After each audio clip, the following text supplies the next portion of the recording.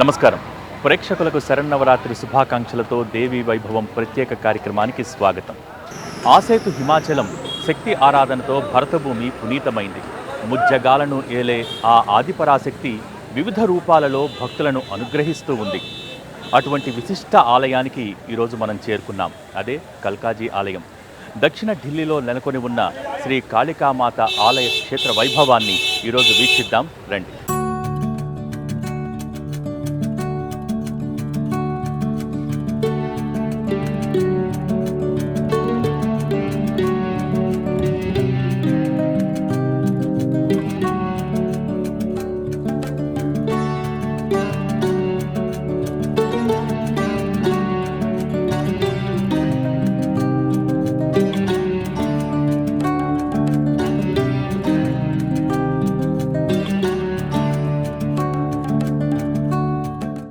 యుగాల నాటి గాథ, వేల ఏళ్ల చరిత్ర, శ్రీకృష్ణుడు కొలిచిన శక్తి, పాండవులు ఆరాధించిన ఆదిపరాశక్తి.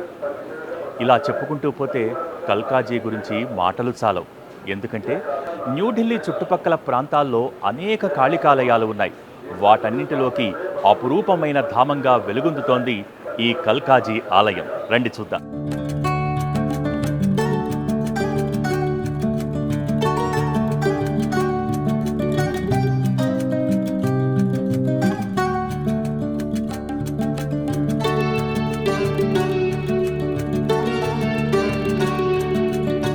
విరంచాది దేవాస్త్రయస్త్రే గుణాస్త్రీన్ సమారాధ్య కాళీం ప్రధానా బభూవుః అనాదిం సురాదిం మఖాదిం భవాదిం స్వరూపం త్వదీయం న విందంతి దేవాః.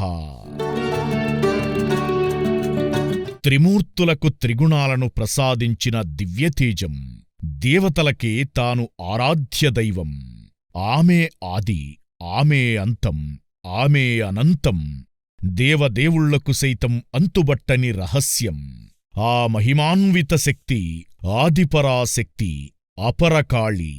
నవదుర్గల్లో కాళరాత్రిగా, సౌమ్య అవతారాల్లో మహిషాసురమర్దినిగా, మొత్తంగా అమ్మ ఏ రూపాన సాక్షాత్కారమైనా అన్నింటా తానుండే జగజ్జనని కాళీమాత. దేశ రాజధాని న్యూఢిల్లీ ప్రాంతంలో కాళీబరి, జండేవాలన్, పత్లార్, శీతలాదేవి ఇలా ఎటు చూసినా దేవీ ఆలయాలు గోచరిస్తాయి. అయితే అన్నింటా కల్కాజీ ఆలయానిది ఎంతో విశిష్టత.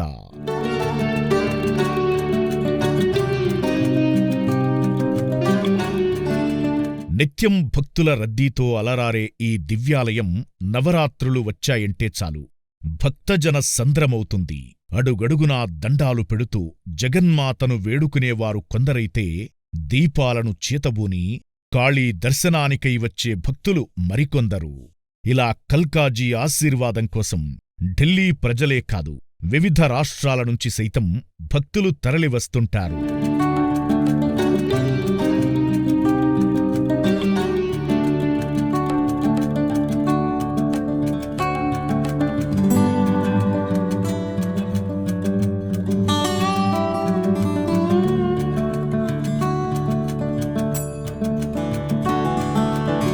ఒక్కసారి ఆలయ గర్భాలయ గోపురాన్ని పరిశీలించండి. ఇది 20వ శతాబ్దపు తొలినాళ్లలో భక్తులు ఇచ్చిన విరాళాలతో నిర్మించడం జరిగింది. కానీ ఇక్కడ అమ్మవారు 12వ శతాబ్దం నుంచే నిత్య పూజలు అందుకుంటూ ఉంది. మళ్ళీ 1764లో మరాఠీల పాలనలో ఈ దేవాలయాన్ని పునర్నిర్మించడం జరిగింది. అప్పట్నుంచి దేవాలయం ఎంతో పదిలంగా ఉంది. ప్రస్తుతం సిద్ధిపీఠంగా ఖ్యాతిగాంచిన ఈ ఆలయం భక్తుల పాలిట కొంగు బంగారంగా మారింది.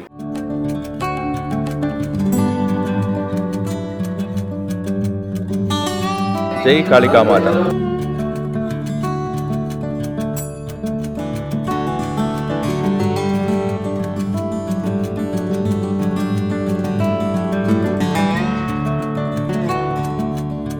కల్కాజీ ఆలయం మనోకామ్నా సిద్ధిపీఠంగానూ ఖ్యాతిగాంచింది. అంటే భక్తుల కోరికలు నెరవేర్చే పవిత్ర క్షేత్రంగా గుర్తింపు పొందింది.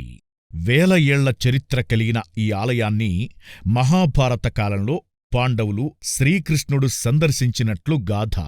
మహాభారత యుద్ధానికి ముందు అర్జునుడు ఇక్కడి కాళీదేవిని ప్రార్థించాడని అంటారు.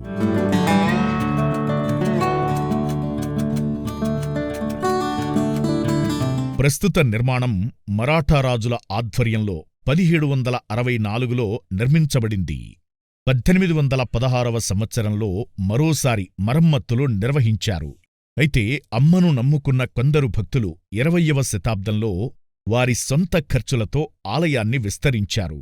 మరో గాథ ప్రకారం ఈ ఆలయం 51 శక్తిపీఠాలలో ఒకటిగానూ భాసిల్లుతోంది. ఇక్కడ సతీదేవి కాలివ్రేళ్లు పడ్డట్టు భక్తులు విశ్వసిస్తారు.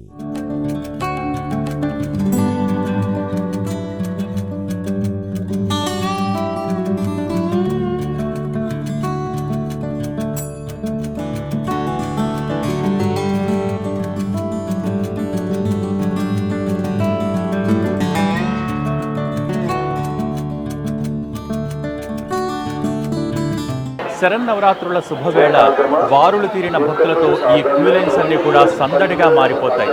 ఒక్కసారి నేనున్న ఈ కట్టడాన్ని పరిశీలించండి. ఇది గర్భాలయం. గర్భాలయం చుట్టూ కూడా 12 ద్వారాలతో అలరారుతూ ఉంటుంది ఈ ప్రాంగణం. లోపల ఉన్న అమ్మవారిని దర్శించుకునే ముందు భక్తులు ఈ ద్వారం గుండా ప్రదక్షిణం చేస్తూ గర్భాలయం లోపలికి చేరుకుంటారు. అక్కడ అమ్మవారిని దర్శించుకున్న అనంతరం ఒక ముఖద్వారం గుండా బయటికి వస్తారు. మనం కూడా ఒక్కసారి అమ్మవారి నామస్మరణ చేస్తూ ముందుకు సాగుదాం.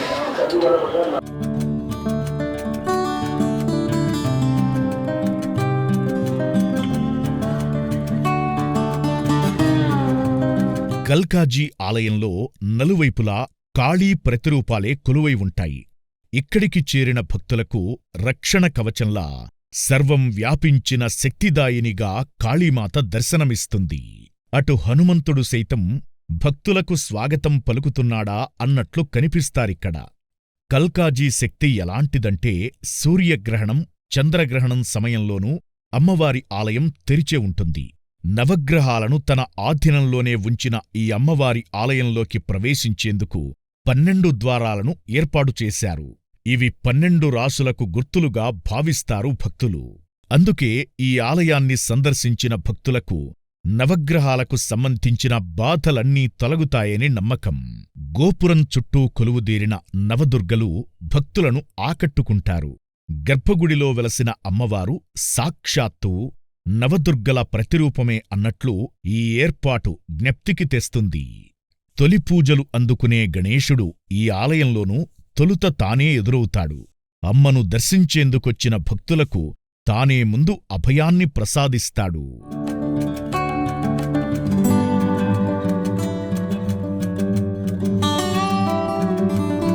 మనం కల్కాజీ ఆలయ గర్భాలయంలో ఉన్నాం. ఇక్కడ మనం దర్శించబోతోంది సాక్షాత్తు దుష్టశక్తులను పారదోలి ఈ లోకాలను చల్లంగా చూసే కాళికామాతను, కల్కాజీ మాతను. అమ్మవారు అపర కాళికగా మారి రక్తబీజుల్ని చీల్చి చెండాడింది. అటువంటి పుణ్యప్రదమైన ప్రదేశంలో అమ్మవారు స్వయంభూగా వెలసింది. ఇక్కడ కల్కాజీ మాతగా పూజలు అందుకుంటోంది. రండి, కల్కాజీ మాతను వీక్షించి దర్శించి తరించండి. కల్కాజీ మాతాకి జై.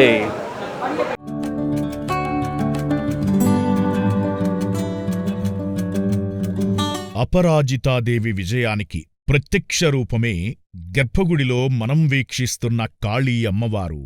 నమ్మిన భక్తులను కాపాడే చల్లని దేవతగా అపరకాళిక ఇక్కడ కొలువుదీరడం వెనుక దాగిన గాథ మనకు దేవీ మాహాత్యంలో కనిపిస్తుంది.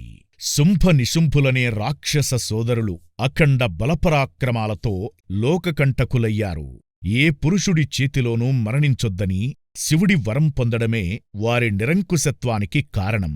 ఆ హింస తట్టుకోలేక దేవతలు, సకల లోకవాసులు దేవిని శరణువేడారు. ఇంతలో ఆదిపరాశక్తి సౌందర్యాన్ని సైన్యాధిపతులు వర్ణించడంతో శంభుడు ఆమెను పెళ్లాడదలిచి దూతను పంపాడు. అంబిక చిరునవ్వు నవ్వి తనను ఓడించినవాడినే పెళ్లాడతానంది. శంభుడు అంబికను లాక్కురమ్మని ధూమ్రలోచనుణ్ణి పంపాడు. ఆమె తిరస్కరించగా పురుషులే శంభుని ముందు నిలువలేరు. స్త్రీవైన నువ్వు గెలవగలవా అని గద్దించాడు ధూమ్రలోచనుడు. ఆగ్రహించిన అంబిక ఒక్క హూంకారంతో అతణ్ణి భస్మం చెయ్యగా చండముండులు కోపోద్రిక్తులయ్యారు. వారి ఘోరాకృతులకు తగ్గట్టుగా పరాశక్తి నుదుటి నుంచి కాళిని పుట్టించింది. కాళి వాళ్ళిద్దరినీ నేలకూల్చింది. దాంతో శుంభనిశుంభులు యుద్ధానికి తరలారు. అప్పుడు బ్రహ్మశక్తి అయిన బ్రహ్మణి, మహేశ్వరుని శక్తి మాహేశ్వరి, అలాగే కౌమారి, వైష్ణవి, వారాహి, నారసింహి, ఇంద్రి మొదలైన సర్వశక్తులు చండిక పక్కన నిలిచారు. రాక్షసులందరినీ అంతమొందిస్తున్న స్త్రీశక్తులను చూసి ముందుకొచ్చినవాడే రక్తబీజుడు. అతడి శరీరం నుంచి పడుతున్న ఒక్కో రక్తపు బిందువు నుంచి ఒక్కో రక్తబీజుడు పుట్టసాగాడు. అప్పుడు అపరకాళిక నోరు తెరిచి వారందరినీ మింగేసింది. అంబిక శూలంతో రక్తబీజుణ్ణి వధించింది. ఆపై పరాశక్తి శుంభనిశుంభులను హతమార్చింది. లోకకళ్యాణకారిణి అయిన దేవి విజయరూపిణిగా స్తుతులందుకుంది. ఆదిపరాశక్తి చేసిన ఘోర యుద్ధంలో రక్తబీజుణ్ణి వధించిన కాళీమాత శాంతిని పొంది కల్కాజీగా స్థిరపడిందని అంటారు. ఇక్కడ ప్రత్యేక రూపాన్ని ధరించిన కాళీని దర్శించిన భక్తులు మంత్రముగ్ధులవుతారు. నిశితంగా గమనిస్తే ఉజ్జయిని, కోల్కతా వంటి శక్తిక్షేత్రాల్లో ఉన్నట్టే విభిన్న రీతిలో జగన్మాత కొలువై ఉంటుంది. చారడేసి కళ్లతో, ముక్కుకు ముక్కెరతో, నుదుటిపై నామాన్ని ధరించి భక్తులను అనుగ్రహిస్తుంది. జయజయధ్వానాల నడుమ కాళీయమ్మను దర్శించినంత మాత్రమే తమ జన్మ ధన్యమైందని భావిస్తారు భక్తులు.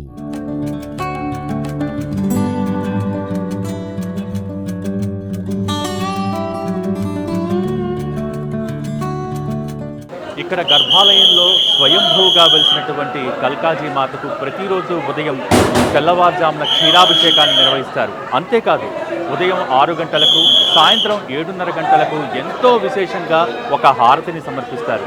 తాంత్రిక హారతిగా పేర్కొనే కాళీ సంధ్యా హారతిని వీక్షించడానికి భక్తులు తండోపతండాలుగా ఈ ఆలయానికి తరలివస్తారు. ఇక్కడ ఈ అమ్మవారిని దర్శించినంతనే మానసిక క్షోభలన్నీ తొలగి పూర్తి ప్రశాంతత లభిస్తుందని చెప్తారు. మహావిద్యా మహామాయా మహామేధ మహాస్మృతి మహామోహాచ భవతి మహాదేవి మహేశ్వరి. సకల దేవతల శక్తులను తనలో ఐక్యం చేసుకున్న ఆదిపరాశక్తి కల్కాజీ అమ్మవారు. ఆమెకిచ్చే హారతిని వీక్షిస్తే చాలు సకల బాధలు తొలగిపోతాయని విశ్వాసం. ప్రతినిత్యం 2 సార్లు అమ్మవారికి సమర్పించే హారతిని వీక్షించేందుకు పెద్ద ఎత్తున భక్తులు తరలివస్తారు. ముఖ్యంగా వ్యాపారస్తులు కాళీ అమ్మవారిని దర్శిస్తేగాని తమ రోజు సజావుగా గడవదని భావిస్తారు. ఆమెకు ఉదయం జరిగే క్షీరాభిషేకంతో పాటు ప్రభాతహారతిని దర్శిస్తే నవగ్రహ దోషాలు నశిస్తాయంటారు. ఆపై ప్రత్యేక మంత్రోచ్చారణల నడుమ రాత్రి జరిగే తాంత్రిక హారతి వైభవం మాటల్లో వర్ణించలేనిది. చూసేందుకు 2 కళ్ళు చాలవని కాళీ సంధ్యాహారతి మనోవికారాలకు స్వస్తి పలుకుతుందనే నమ్మకం భక్తులది. जय माई की, बोल कालका माई की जय।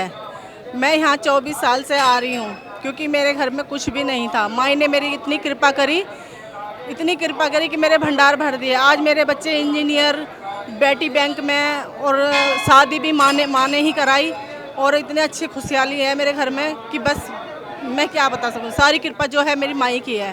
बोल कालका माई की जय। కల్కాజీ ఆలయంలో కాళికామాతతో పాటు శివపార్వతులు, లక్ష్మీనారాయణులు, విఘ్నేశ్వరుడు, హనుమంతుడు ఇలా సకల దేవతలు కొలువై ఉంటారు. ఆలయం చుట్టూతా ఎక్కడ చూసినా దేవతా విగ్రహాలు భక్తులను అనుగ్రహిస్తూ ఉంటాయి.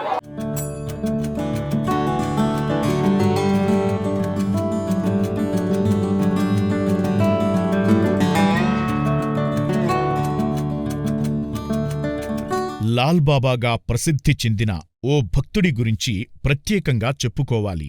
వైద్యనాథ్ జ్యోతిర్లింగ దర్శనానంతరం కల్కాజీ అనుగ్రహానికై పరితపించాడు. అనారోగ్యం వేధిస్తున్నా అమ్మవారిని దర్శించాడు. తాను తీసుకొచ్చిన గంగాజలంతో కాళీని అభిషేకించాడు. ఆ వెంటనే తన కాలికున్న వ్యాధి నయమవడంతో పాటు పూర్తి ఆరోగ్యవంతుడయ్యాడు. అప్పట్నుంచి కల్కాజీ ఆలయంలోనే ఆయన ప్రత్యేక పీఠంలో ఆసీనులయ్యేవాడు. కొన్నేళ్ల క్రితం లాల్బాబా మరణించినా ఆయన ఆచరించిన విధానం ఇక్కడ కొనసాగుతూనే ఉంది. ఇప్పటికీ ఎక్కడెక్కడ్నుంచో గంగాజలాన్ని తీసుకొచ్చి కాళికాదేవిని అభిషేకించే భక్తులు మనకు ఎదురవుతారిక్కడ.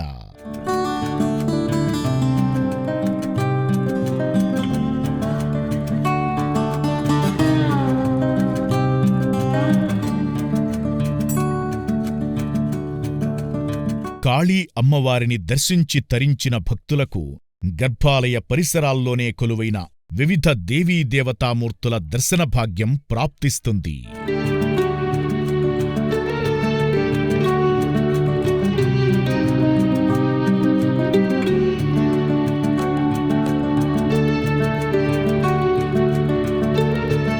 नवरात्र का पावन अवसर शक्ति की उपासना का विशेष पर्व है। एक और ब्रह्मांड में बनने वाले विशिष्ट योगों के कारण इस समय की गई पूजा अर्चना विशेष फलदायी होती है। वहीं आयुर्वेद के मतानुसार भी ये समय जो है बहुत महत्व रखता है। ऋतुओं का संक्रमण काल होने के नाते ऋषियों ने इस काल को यमदृष्टा काल की संज्ञा दी है, जिसमें नाना प्रकार की व्याधियों के उत्पन्न होने का भय बना रहता है। ऐसे में उपवास रखते हुए संयमित आहार विहार करने से शरीर को नई ऊर्जा प्राप्त होती है, इसलिए भी जो है इसको शक्ति की उपासना का पर्व किया जाता है। नवरात्र के पावन अवसर पर शक्तियों के विभिन्न स्वरूपों की पूजा अर्चना की जाती है। तो उनका माँ का आवाहन करते हुए आगच्छ वरदे देवी दैत्य दर्प निखुदनी पूजाम ग्रहण सुमुखे नमस्ते शंकर प्रिय, उसके साथ साथ दुर्गा जी के साथ साथ ओम दुम दुर्गाय नमः, उसके अलावा जो है भगवती के 9 स्वरूपों का पूजा अर्चना भी जो है नवरात्र के अवसर पर की जाती है, जिसमें प्रथमम शैलपुत्री, द्वितीयम ब्रह्मचारिणी, तृतीयम चंद्र घंटेति कुष्मांडेति, चतुर्थकम पंचमम स्कंद मातेति, खष्टम कात्यायनी, सप्तम कालरात्रि, महागौरी, अष्टमम नवमम सिद्धिदात्री, नव दुर्गा प्रकीर्तिता। इन 9 दुर्गाओं का पूजन भी नवरात्र के अवसर पर किया जाता है। जो लोग समर्थ हैं वो वैदिक विद्वानों को बुलाकर अपने घर के अंदर नवचंडी या शतचंडी का आयोजन करते हैं। जो लोग समर्थ हैं वो यज्ञ मंडप का निर्माण करके जो सारी वेदियां बनाते हैं, जो प्रधान वेदी के साथ साथ उसके दाहिनी ओर गणेश अंबिका, सप्तकृत मातृका, सप्तचिरंजीव और अग्नि को उनके अंदर योगिनी पीठ, फिर वास्तुपीठ, क्षेत्रपाल पीठ और नवग्रह मंडल आदि की स्थापना करके नित्यप्रति जो है वैदिक मंत्रों के द्वारा उनका पूजन करते हैं। जो लोग समर्थ नहीं है वो अपने घर के अंदर ही एक चौकोर वेदी बनाएं, जिसमें 2 हाथ चौड़ी, 2 हाथ लंबी और 1 हाथ ऊंची एक वेदी बनाकर उस पर भगवती की प्रतिमा को स्थापित करें अथवा यंत्र को स्थापित करें और विधिवत पंचोपचार से धूप दीप गंध नैवेद्य अथवा षोडशोपचार से भगवती का विधिवत पूजन करने से भगवती प्रसन्न होती हैं। उनकी स्तुति पाठ करने से माँ प्रसन्न होकर उनको जो है मनोअभिष्ट जो है वरदान प्राप्त देती है।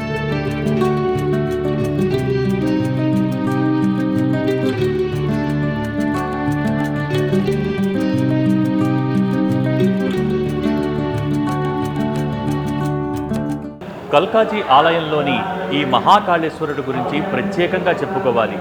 ఈ ఆలయంలో పరమేశ్వరుడు స్వయంభూలింగంగా వెలిశాడని భక్తుల విశ్వాసం.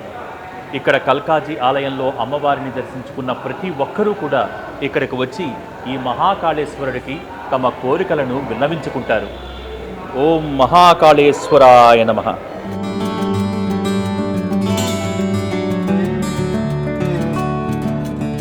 ఓం మహాకాల మహాకాయ మహాకాల జగత్పతే మహాకాల మహాయోగిన్ మహాకాల నమోస్తుతే.